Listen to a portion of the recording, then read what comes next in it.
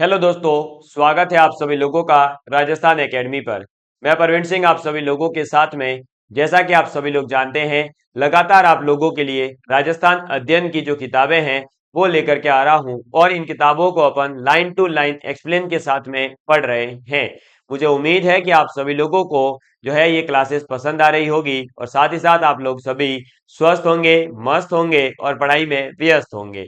तो चलिए दोस्तों, आज की क्लास को शुरू करते हैं। और यदि आप आज ही पहली बार हमारे चैनल पर पधारे हैं तो आपका बहुत बहुत स्वागत है। साथ ही साथ आपको बता दूं कि ये सभी क्लासेस जो हैं प्लेलिस्ट के अंदर आप लोगों के लिए सीक्वेंस वाइज पहले चैप्टर से पढ़ी है। आप पहले चैप्टर से जो है पढ़ते हुए आइए, आपको समझने में आसानी होगी। आपको जो है इतिहास पढ़ने का एक नया अंदाज देखने को मिलेगा। आपको चीजें समझ में आएगी और आपको पता चलेगा कि हाँ, किस प्रकार जो है भारत पुराने जमाने में यानी प्राचीन काल के अंदर अपने जो है आज से 100 साल 150 साल पहले किस प्रकार का जो है यहाँ पर वातावरण था, किस प्रकार से राजस्थान के अंदर और भारत के अलग अलग जगह पर जो है आंदोलन और जो है हिंसा वगैरह हो रही थी, जिससे हमें जो है बाद में 1947 में आजादी प्राप्त हुई है। तो ये चीजें जब आपको पता चलेगी तब आप जो है स्वतंत्रता सेनानी हो या कोई क्रांतिकारी हो, उनका जो है आपके मन के अंदर एक अच्छा भाव उत्पन्न होगा। आपको जो है आपके मन के अंदर उनके प्रति प्रेम और उनके प्रति इज्जत का जो है आपके मन में एक क्या होगा, विचार उत्पन्न होगा। तो चलिए आज की क्लास को शुरू करते हैं। हम पिछली क्लास के अंदर राजस्थान के अंदर जोधपुर और बीकानेर के अंदर जो जन आंदोलन हुए उनको पढ़ चुके थे। अब अपन आज की क्लास शुरू करेंगे जैसलमेर के जन आंदोलनों के साथ में, यानी जैसलमेर के अंदर जो है जन आंदोलन किस प्रकार से होते हैं। तो देखिएगा, जैसलमेर के जन आंदोलन। तो जैसलमेर में जन आंदोलन, जैसलमेर एक ऐसा राज्य था जहां जन चेतना का नितांत अभाव था। इसका मूल कारण क्या था भाई? यहाँ पर जो है बहुत ही मतलब अभाव था जन चेतना का, यानी लोगों में जागृति नहीं थी स्वतंत्रता को लेकर के। इसका मूल कारण यह था कि जैसलमेर में कम जनसंख्या थी। आज भी आप लोग जानते हैं कि राजस्थान के अंदर सबसे कम जनसंख्या कौन से क्षेत्र में है? तो मरु प्रदेश के अंदर, जो मरुस्थल वाला भाग है वहां पर, ठीक है। इसका अधिकांश भाग मरु भाग था। यातायात के साधनों का अभाव था। संचार माध्यम भी जो है विकसित नहीं थे। यहाँ के राजा ने जन आकांक्षाओं को अधिक दबा रखा था। यही कारण है कि पहला समाचार पत्र विजय नाम से, है ना, किस नाम से? विजय नाम से 1920 ईस्वी में प्रारंभ हुआ। तो जैसलमेर के अंदर जो पहला समाचार पत्र है वो विजय नाम से 1920 में शुरू होता है, यानी आजादी से मात्र 27 वर्ष पूर्व। और 1932 ईस्वी के अंदर क्या होता है? तो माहेश्वरी, क्या माहेश्वरी समाज नव युवक मंडल का गठन किया गया। तो जैसलमेर के अंदर माहेश्वरी नव युवक मंडल का जो है गठन कब किया गया? 1932 के अंदर। कहां किया गया? जैसलमेर के अंदर। राजा ने इस पत्र पर प्रतिबंध लगा करके इसके मंत्री को जेल में डाल दिया। सागरमल गोपाही ऐसे व्यक्ति थे जिन्होंने निरंकुश शासन के विरुद्ध जो है जनता में जागृति पैदा की, परंतु वे रियासती शासन के आतंक व अत्याचार के शिकार हुए और सागरमल अपनी व्यथा का वृतांत निरंतर जय नारायण व्यास, शेख अब्दुल्ला और जवाहरलाल नेहरू को भेजते रहे। कौन? सागरमल गोपा। सागरमल गोपा को 4 अप्रैल 1946 को, 1946 में 4 अप्रैल को जो है जेल में ही जला करके मार डाला। किसको? सागरमल गोपा को। सागरमल गोपा को जब 4 अप्रैल 1946 को जेल में ही जला करके इन्हें मार दिया जाता है, तो इसके बाद में मीठालाल व्यास ने जो है जैसलमेर प्रजा मंडल की स्थापना का साहस किया। तो जैसलमेर प्रजा मंडल की स्थापना किसने करी? मीठालाल व्यास ने, ठीक है। किसने करी है? मीठालाल व्यास ने। ये आपको जो है याद रखना है। परंतु राजा के आतंक से बचने के लिए इसकी स्थापना जो है वो जोधपुर में की गई थी। जैसे आपने कल भी देखा होगा, बीकानेर के प्रजामंडल की स्थापना कलकत्ता के अंदर हुई थी, वैसे ही जैसलमेर के प्रजामंडल की स्थापना जोधपुर में की गई थी। किसके द्वारा? मीठालाल व्यास के द्वारा। 28 मई को जो है जय नारायण व्यास व मीठालाल ने जैसलमेर में जुलूस निकाला और एक विशाल आम सभा का जो है आयोजन किया, और इसके पश्चात जन भावना को ही नहीं दबाया जा सका और अंत में जैसलमेर में भी बृहद राजस्थान में शामिल हो गया। तो इस प्रकार से राजस्थान जो है इसके अंदर जैसलमेर सम्मिलित होता है। अब जैसलमेर कैसे सम्मिलित हुआ, तो आपको बता ही लिया है कि भाई जो प्रजामंडल है उसकी स्थापना होती है और उसके बाद 28 मई 1946 को जैसे आपके जय नारायण व्यास और मीठालाल जो व्यास है वो दोनों क्या करते हैं, जैसलमेर के अंदर जुलूस निकालते हैं, विशाल आम सभा का आयोजन करते हैं और इसके बाद में जन भावना जो है उसे दबाया नहीं जा सका राजा के द्वारा और अंततः जैसलमेर बृहद राजस्थान में मिल जाता है। जैसलमेर में जन आंदोलन के बाद में हम बात करते हैं मेवाड़ में जन आंदोलन की। ठीक है, तो मेवाड़ राज्य में जन जागृति का सूत्र पहले ही बिजोलिया सत्याग्रह और बेगू किसान आंदोलन के रूप में हो चुका था। यानी मेवाड़ के अंदर जन जागृति जो है वो हो चुकी थी, क्योंकि यहीं से बिजोलिया का किसान आंदोलन, बेंगू किसान आंदोलन जो है शुरुआत हुई। अप्रैल 1938 में, कब? अप्रैल 1938 में माणिक्यलाल वर्मा ने मेवाड़ प्रजामंडल की स्थापना करी। तो मेवाड़ प्रजामंडल की स्थापना 1938 में अप्रैल महीने में किसने करी थी? माणिक्यलाल वर्मा जी ने। किसने करी? माणिक्यलाल वर्मा जी ने। ठीक है, मेवाड़ के तत्कालीन प्रधानमंत्री, यानी उस समय मेवाड़ राज्य के जो प्रधानमंत्री थे धर्म नारायण, कौन? धर्म नारायण। धर्म नारायण ने इसे गैर कानूनी संस्था घोषित कर दिया। किसको? मेवाड़ प्रजा मंडल को। किसने? तो मेवाड़ के प्रधानमंत्री है धर्म नारायण, उन्होंने। और माणिक्यलाल वर्मा को जो है मेवाड़ छोड़ करके, यानी मेवाड़ से चले जाने का आदेश दिया। इस पर माणिक्यलाल वर्मा अजमेर चले गए। जब मेवाड़ से निकाला तो कहां चले गए? अजमेर चले गए और अपनी गतिविधियों का संचालन जो है वहीं पर रह करके करने लगे। लेकिन मेवाड़ की सरकार ने फरवरी 1939 में, ठीक है, कब? फरवरी 1939 के अंदर क्या करा? तो माणिक्यलाल वर्मा को जो है देवली से जबरदस्ती उठा लिया। कहां से? देवली नामक स्थान से जबरदस्ती उठा लिया और उन्हें यातनाएं ही नहीं दी अपितु मुकदमा चला करके जेल में डाल दिया। कब? फरवरी 1939 में।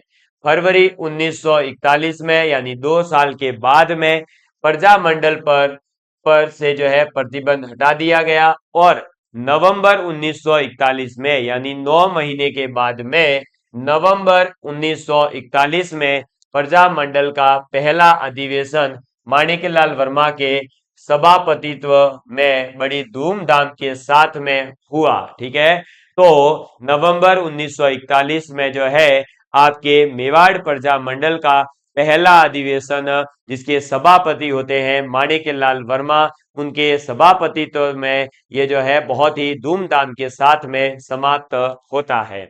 इस अवसर पर आचार्य JB कृपलानी और विजय लक्ष्मी पंडित भी जो है आई और खादी व ग्रामो उद्योग प्रदर्शनी का आयोजन भी किया गया और बाद में मेवाड़ हरिजन सेवा संघ, क्या? मेवाड़ हरिजन सेवा संघ जो है उसकी स्थापना की गई और इसका कार्यभार मोहनलाल सुखाड़िया को सौंपा गया। किसका? तो मेवाड़ हरिजन सेवा संघ का जो कार्यपाल है वो पूरा कार्यभार मोहनलाल सुखाड़िया जी को सौंपा गया, जो राजस्थान के अंदर सर्वाधिक समय तक मुख्यमंत्री के पद पर सुशोभित रहते हैं। इसी प्रकार से भील, मीणा और आदिवासियों के कल्याण का कार्य बलवंत सिंह मेहता, किसको? बलवंत सिंह मेहता के सुपुर्द किया गया। तो भील, मीणा और आदिवासियों के कल्याण के लिए किसको काम दिया गया? बलवंत सिंह मेहता को। और मेवाड़ हरिजन सेवा संघ का जो है आपका कार्यभार किसे दिया गया? मोहनलाल सुखाड़िया को। और जब प्रथम अधिवेशन नवंबर 1941 में हुआ तब सभापति कौन थे? माणिक्यलाल वर्मा। और इस समय और कौन उपस्थित हुआ? तो जेबी कृपलानी और विजय लक्ष्मी पंडित जो है वो भी यहाँ पर आए और उन्होंने क्या करा? तो खादी और ग्रामीण उद्योग जो है उनका प्रदर्शनी भी आयोजित करी। ठीक है, ये बात आपको याद रखनी है। और ये था आपके कहाँ की बात? तो मेवाड़ के अंदर जो है जन आंदोलन की बातें। चलिए, इसके बाद में जो है अगस्त 1942 में जब महात्मा गांधी ने भारत छोड़ो आंदोलन चलाया। कब? तो 1942 के अंदर क्या चलाया? भारत छोड़ो आंदोलन, अगस्त 1942 में। तो प्रजामंडल को फिर गैर कानूनी घोषित कर दिया गया और इसके संबद्ध नेताओं को गिरफ्तार कर लिया गया। दिसंबर 1945 में मेवाड़ प्रजामंडल के निमंत्रण पर अखिल भारतीय देशी राज्य लोक परिषद, क्या? अखिल भारतीय देशी राज्य लोक परिषद, ठीक है, किसके निमंत्रण पर? मेवाड़ प्रजामंडल के निमंत्रण पर। कब? तो दिसंबर 1945 में। तो दिसंबर 1945 में मेवाड़ प्रजामंडल ने आमंत्रित किया है किसको? तो अखिल भारतीय देशी राज्य लोक परिषद को। तो इनका जो है 7वां अधिवेशन कहां पर आयोजित होता है? तो उदयपुर के अंदर आयोजित होता है। तो ये याद रखें, अखिल भारतीय देशी राज्य परिषद जो है इसका 7वां अधिवेशन उदयपुर में आयोजित होता है, जिसमें 435 प्रतिनिधियों ने भाग लिया। और इस सम्मेलन की अध्यक्षता डॉक्टर पंडित जवाहरलाल नेहरू जी ने की थी। ठीक है, और धीरे धीरे देश के वातावरण के साथ मेवाड़ में भी परिवर्तन आने लगा। महाराणा ने उत्तरदायी शासन की मांग को आंशिक रूप से जो है स्वीकार करते हुए मेवाड़ को नया संविधान दिया।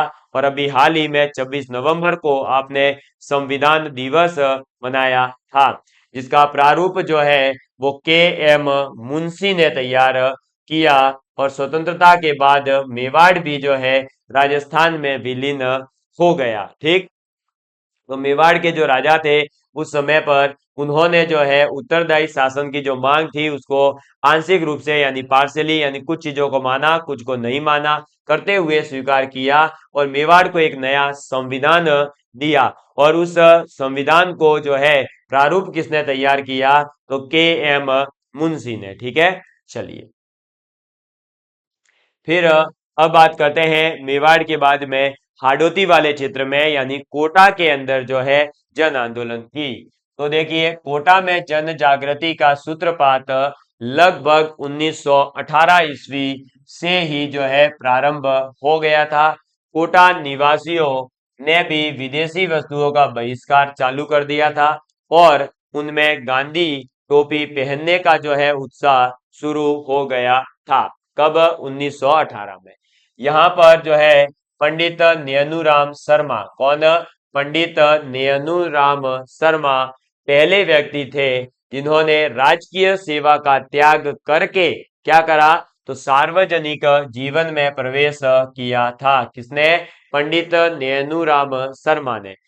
विजय सिंह पथिक के द्वारा स्थापित जो राजस्थान सेवा संघ था उस राजस्थान सेवा संघ के सक्रिय सक्रिय सदस्य बन गए थे। कौन? पंडित नैनूराम शर्मा। उन्होंने सर्वप्रथम बेगार के विरुद्ध जो है कोटा में आंदोलन चलाया और 1934 में हाड़ौती प्रजामंडल की स्थापना करी। तो कोटा के अंदर जो है बेगार प्रथा के विरुद्ध आंदोलन कब चलाया?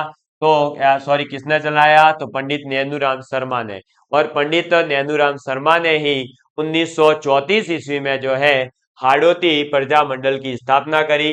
फिर इनके साथ में पंडित अभिन्न हरि, कौन? पंडित अभिन्न हरि भी हो गए और दोनों ने मिल करके सरकार से उत्तरदायी सरकार बनाने का आग्रह किया। अभिन्न हरि जो है वो मांगरोल के रहने वाले थे। कहाँ के? मांगरोल के रहने वाले थे। इसलिए उन्होंने 1939 ईस्वी में एक जो है लगभग 5 साल के बाद में जो है कोटा राज्य प्रजामंडल की स्थापना वहां की और इसकी अध्यक्षता पंडित नेनुराम शर्मा ने की थी। अधिवेशन के स्वागत अध्यक्ष जो है वो सेठ मोतीलाल को बनाया गया था। किसको बनाया गया? सेठ मोतीलाल को। किसके लिए? स्वागत अध्यक्ष के रूप में। और 1940 ईस्वी में कोटा की रामतलाई, क्या कोटा की जो रामतलाई क्षेत्र है वहां पर कोटा प्रजा मंडल का अधिवेशन आयोजित किया गया। और इस अधिवेशन की अध्यक्षता अब कौन करेंगे? तो भाई अध्यक्षता जो है पंडित नेनुराम शर्मा ने पहले करी। बाद में जो है पंडित अभिन्न हरि ने जो है रामतलाई क्षेत्र में जब अधिवेशन हुआ तब अध्यक्षता की। ठीक। और इस सम्मेलन में विजय सिंह पथिक भी भाग लेने आए थे। कोटा प्रजा मंडल की गतिविधियों को उस समय गहरा धक्का लगा जब पंडित नेनुराम शर्मा की कुछ अज्ञात लोगों ने मिल करके हत्या कर दी। और इससे क्या हुआ? तो पंडित अभिन्न हरि जो है उन पर भी प्रजा मंडल का पूरा भार आ गया। और 1942 के भारत छोड़ो आंदोलन के समय पंडित अभिन्न हरि ने क्या किया? तो 1942 में जब गांधी जी ने भारत छोड़ो आंदोलन शुरू किया तो उस समय अभिन्न हरि ने जो है आंदोलन छेड़ दिया। और इस आंदोलन में इनके साथ मास्टर शंभुदयाल सक्सेना थे, नाथूलाल जैन थे, श्याम नारायण सक्सेना थे और सेठ मोतीलाल थे, वकील वेणी माधव थे, श्रीमती वेणी माधव, ये सब थे। ठीक है। इन्होंने जो है उनके साथ में कार्य किया। 1945 ईस्वी में इस आंदोलन में विद्यार्थी भी शामिल हो गए और उन्होंने जुलूस निकाले, आम सभाएं आयोजित की, प्रदर्शनकारियों पर लाठीचार्ज हुए। लेकिन भीड़ ने जो है शहर कोतवाली पर कब्जा करके तिरंगा झंडा फहरा दिया। कोटा की शहर पनाह के फाटक बंद कर दिए गए। शहर पनाह के जो फाटक थे उनको बंद कर दिया गया और शहर में आने वाली सब सड़कों में गड्ढे खोद दिए गए ताकि बाहर से कोई मदद नहीं मिल सके। और कोटा के दीवान थे उस समय सर हरिलाल गोसलिया। कौन थे? सर हरिलाल गोसलिया। इन्होंने क्या किया? तो सर हरिलाल गोसलिया और उस समय आईजी थे पुलिस संत सिंह। कौन है? पुलिस के आईजी हैं संत सिंह। उन्होंने आंदोलन को कुचल देना चाहते थे, परंतु कोटा के महाराव जो भीम सिंह है उस भीम सिंह जी ने पलायथा के सर ओंकार सिंह, कौन है? पलायथा के सर है ओंकार सिंह, उनके माध्यम से जनता से 16 अगस्त 1945, कब? 16 अगस्त 1945 को समझौता कर लिया। बाद में प्रधानमंत्री और आईजी पुलिस को भी दरबार ने हटा दिया और इस आंदोलन के बाद प्रजा मंडल के झंडे के नीचे कोटा के सामंत, नागरिक, किसान, मजदूर, छात्र सब आ गए। जब देश आजाद हुआ तो कोटा के महाराव भीम सिंह ने महाराजा के विलीनीकरण की प्रक्रिया में महत्वपूर्ण योगदान दिया और इसी कारण से वे पूरे राजस्थान के उप राज्य प्रमुख डॉक्टर जो ये सॉरी महाराव भीम सिंह है इनको क्या बनाया गया था? उप राज्य प्रमुख जो है बनाया गया, क्योंकि इन्होंने राजस्थान के जो एकीकरण वाला भाग है वहां पर बहुत ही महत्वपूर्ण योगदान दिया था। ठीक है। चलिए, ये था कोटा का आंदोलन।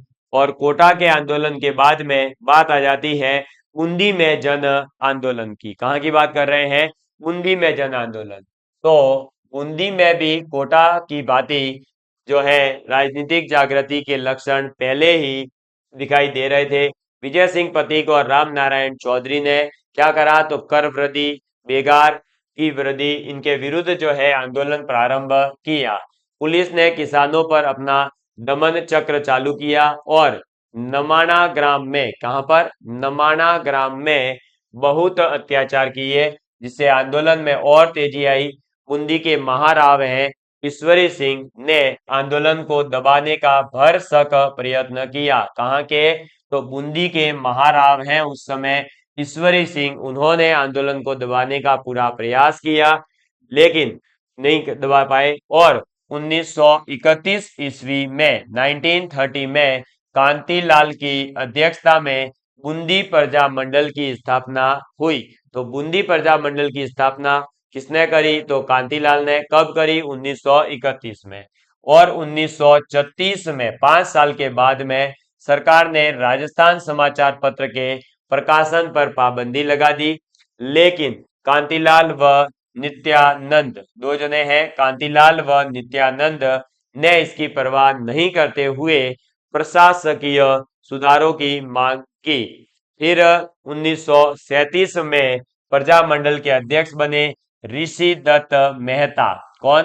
ऋषि दत्त मेहता को जो है राज्य से 3 साल के लिए निष्कासित कर दिया। परंतु जब 1941 ईस्वी में वापस बूंदी आए, कब? 1941 में जब ये वापस से बूंदी आए तो इन्होंने फिर से आंदोलन शुरू किए। और 1942 ईस्वी में उन्होंने ब्रज सुंदर शर्मा को साथ लेकर के आंदोलन छेड़ दिया। कब? 1942 ईस्वी में ब्रज सुंदर शर्मा, ठीक है, और इनको साथ में लिया और आंदोलन छेड़ दिया। समय की मांग के अनुसार महाराज ईश्वरी सिंह में भी जो है कुछ परिवर्तन आया और उन्होंने संविधान निर्मात्री सभा की नियुक्ति कर दी। और भारत जो है आजाद होने पर बूंदी भी जो है क्या हो गया? तो बृहद राजस्थान के अंदर विलीन हो गया। इस प्रकार से बूंदी में भी जो है जन आंदोलन होता है। और जन आंदोलन में नाम जो विशेष मिलते हैं वो है आपका विजय सिंह पथिक, राम नारायण चौधरी, फिर ईश्वरी सिंह, कांतिलाल, कांतिलाल नित्यानंद और ऋषिनंत दत्त मेहता। इन सभी के नाम जो है एक बार आप जरूर पढ़ें। एक नाम आता है फिर ये ब्रज सुंदर शर्मा, ये जो है नाम आपको याद रखने हैं, ठीक है, इसको नोट डाउन कर लीजिए। फिर आगे बात करते हैं, स्क्रीनशॉट लेना चाहे तो, ठीक। चलो, इसके बाद में नेक्स्ट आता है जयपुर में जन आंदोलन। तो जयपुर में जन आंदोलन के कार्य का श्री गणेश जो है वो अर्जुन लाल सेठी ने किया। और उनके बाद में जमनालाल बजाज ने 1927 में चरखा संघ की स्थापना करी। तो किसने? जमनालाल बजाज ने 1927 के अंदर जो है आजादी से 20 वर्ष पूर्व चरखा संघ की स्थापना करी। 1931 में कपूर चंद पाटनी ने, किसने? कपूर चंद पाटनी ने जयपुर प्रजा मंडल की स्थापना करी। तो देखो भाई, जयपुर में जन जागृति का श्रेय किसे दिया जाता है? अर्जुन लाल सेठी को। उसके बाद में जमनालाल बजाज ने 1927 में चरखा संघ की स्थापना करी। और 1931 में कपूर चंद पाटनी जो है उन्होंने जयपुर के प्रजा मंडल की स्थापना करी। प्रारंभ में इसका कार्य समाज सुधार ही था। बाद में पंडित हीरालाल शास्त्री, चिरंजी लाल अग्रवाल, कपूर चंद पाटनी, दौलतमल भंडारी, इनको भी गिरफ्तार कर लिया गया। और इसके विरोध में जयपुर शहर में इस दमन चक्र की भर्त्सना की गई। आखिरकार जो है सरकार प्रजा मंडल के नेताओं से बातचीत करने के लिए तैयार हो गई। और अगस्त 1939 में, कब? अगस्त 1939 ईस्वी में कोटा, सॉरी 1939 ईस्वी में दोनों पक्षों में समझौता हो गया। और जिसके फल स्वरूप प्रजा मंडल को मान्यता मिल गई और सेठ जो जमनालाल बजाज व अन्य कार्यकर्ता थे उनको रिहा कर दिया गया। समझ में आ गई बात? मुझे उम्मीद है कि आप लोग जो है ये जयपुर में जन आंदोलन वाली चीज है किसने शुरुआत करी? अर्जुन लाल सेठी ने। कौन है जो है आपका यहाँ पर? तो जमनालाल बजाज है जिन्होंने चरखा संघ की स्थापना करी। और आपके प्रजा मंडल की स्थापना कपूर चंद पाटनी ने करी थी 1931 के अंदर, ठीक। चलिए, ये याद रखेंगे। इसके बाद में आगे बात करते हैं, ठीक है। चलिए, अब प्रजा मंडल की स्थापना हो गई है जयपुर के। 1940 ईस्वी में पंडित हीरालाल शास्त्री प्रजा मंडल के अध्यक्ष निर्वाचित हुए। कब? 1940 में, ठीक है। उन्होंने राज्य भर में प्रजा मंडल की शाखाएं खोल दी। 1941 में जो है प्रजा मंडल का तीसरा अधिवेशन हुआ। 1942 में भारत छोड़ो आंदोलन के समय जयपुर में आंदोलन छेड़ा गया। तो जयपुर महाराज ने उत्तरदायी सरकार की मांग को स्वीकार कर लिया और अब जयपुर में आंदोलन का कोई औचित्य ही नहीं रहा। और इस समय प्रजामंडल में दो वर्ग हो गए। एक वर्ग अपने आप को अखिल भारतीय आंदोलन के साथ रखना चाहता था, जबकि दूसरा, जिसका नेतृत्व शास्त्री जी कर रहे थे, आंदोलन के पक्ष में नहीं था। परंतु बाबा हरिश्चंद्र जो है, इनके गुट के दबाव में सितंबर 1942, कब? सितंबर 1942 को हीरालाल शास्त्री ने, प्रधानमंत्री थे सर मिर्जा इस्माइल, कौन है? सर मिर्जा इस्माइल को आंदोलन छेड़ने का अल्टीमेटम दे दिया। किसने? हीरालाल शास्त्री ने। इस पर प्रधानमंत्री ने शास्त्री जी को वार्तालाप के लिए आमंत्रित किया। दोनों में बातचीत के बाद में कुछ समझौते हुए। जैसे पहला, युद्ध के लिए राज्य सरकार जन धन की सहायता नहीं देगी। प्रजामंडल को राज्य में शांतिपूर्वक युद्ध विरोधी अभियान चलाने की स्वतंत्रता होगी। ब्रिटिश प्रांतों से आने वाली किसी भी आंदोलनकारी को प्रवेश करने से नहीं रोका जाएगा। चौथा, जनता को उत्तरदायी शासन देने के लिए राज्य शीघ्र अतिशीघ्र कार्रवाई करेगा और प्रजामंडल महाराजा के विरुद्ध किसी प्रकार की सीधी कार्यवाही नहीं करेगा। ये कुछ इनके बीच में समझौते हुए जयपुर प्रजामंडल के समय। इसके बाद इस समझौते के फलस्वरूप जन साधारण में आंदोलन करने की प्रेरणा जगी और शास्त्रीय समझौते के बावजूद आजाद मोर्चे के जो नेता थे, उन्होंने आंदोलन चलाया, परंतु गिरफ्तार कर लिए गए। 1945 ईस्वी में पंडित जवाहरलाल नेहरू जयपुर आए तो आजाद मोर्चे का प्रजामंडल में विलीनीकरण हो गया और अक्टूबर 1942 में महाराजा ने एक समिति का गठन किया, जिसका कार्य संवैधानिक सुधारों का सुझाव देना था। इस समिति ने 2 वर्ष में प्रतिवेदन प्रस्तुत किया। इसके फलस्वरूप 1945 ईस्वी में 2 सदनों वाली व्यवस्थापिका स्थापित की गई। ठीक है, कब? 1945 में। परंतु दोनों में महाराजा का ही वर्चस्व था। जब चुनाव हुए तो प्रजामंडल ने चुनाव में भाग लिया, जिसमें परिषद में 3 सीटों पर और प्रतिनिधि सभा में 27 सीटों पर विजय प्राप्त की। 24 जुलाई 1947 के दिन जब नरेंद्र मंडल की स्थापना हुई तो उसकी सभा हुई तो जयपुर नरेश ने यह घोषणा की कि वे भारतीय संघ में सम्मिलित होंगे। लेकिन जब उत्तरदायी सरकार का निर्माण किया गया तो उसमें प्रजामंडल का केवल एक सदस्य ही लिया गया। जनता के दबाव पर मंत्रिमंडल का विस्तार किया गया, जिसमें हीरालाल शास्त्री को मुख्यमंत्री बनाया गया। तो हीरालाल शास्त्री को जो है मुख्यमंत्री किस प्रकार बनाया जाता है, ये चीज आपको समझ में आ गई होगी। और देवी शंकर तिवारी, दौलतमल भंडारी, टीकाराम पालीवाल, इनको जो है मंत्री बनाया गया। 30 मार्च 1949 को जयपुर का राजस्थान संघ में विलीनीकरण हो गया और उत्तरदायी सरकार की स्थापना की गई। महाराजा मान सिंह को राजस्थान का राज्य प्रमुख बनाया गया और महाराणा उदयपुर को जो है महाराज प्रमुख, क्या? महाराज प्रमुख है, क्लियर। और कोटा महाराव को उपराज प्रमुख बनाया गया। तो कोटा वालों को उपराज प्रमुख, मेवाड़ वालों को क्या बनाया? महाराज प्रमुख, और कोटा वालों को क्या बनाया? तो आपके महाराजा मानसिंह जयपुर वाले जो थे उनको राज प्रमुख बनाया गया। ठीक है, चलिए, कोटा को उपराज प्रमुख और उदयपुर को महाराज प्रमुख, क्लियर। चलिए, तो यहां तक की बातें जो है आप समझ गए होंगे और जयपुर में जन आंदोलन किस प्रकार से होते हैं आपको ये बातें क्लियर हो गई होगी। अब अपन अगले वीडियो के अंदर अलवर में जन आंदोलन जो है किस प्रकार से होते हैं, कौन नेतृत्व करता है, क्या होता है, वहां से पढ़ना शुरू करेंगे। ठीक है, तो चलिए, bye bye, love you all of you, please take care and please share with the friends. जय हिंद, जय भारत।